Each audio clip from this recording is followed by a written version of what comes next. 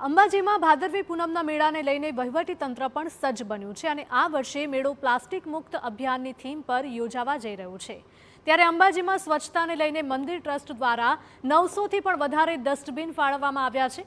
બજારની દરેક દુકાન દીઠ એક ડસ્ટબિન નિઃશુલ્ક વિતરણ કરવામાં આવ્યા છે અને વેપારીઓને ડસ્ટબિનમાં જ કચરો નાખવાની સૂચના આપવામાં આવી છે। જો કોઈ વેપારીની દુકાનની આગળ કચરો દેખાશે તો તેની સામે દંડનીય કાર્યવાહી કરવામાં આવશે। અંબાજી સ્વચ્છ અને સુંદર દેખાય તેવા અભિગમથી આ કામગીરી હાથ ધરાઈ છે। દરેકને આજે એક એક ડસ્ટબિન આપણે કચરાપેટી આજે આપવામાં આવી છે, એનું વિતરણ કાર્ય હાથ ધર્યું છે અને લગભગ 25 લીટરની આ મોટી કચરાપેટી છે જે દુકાન માટે પૂરતી છે। લગભગ 900 જેટલી કચરાપેટીઓ આપણે પંચાયત દ્વારા વિતરણ આજે કરાવવાના છીએ।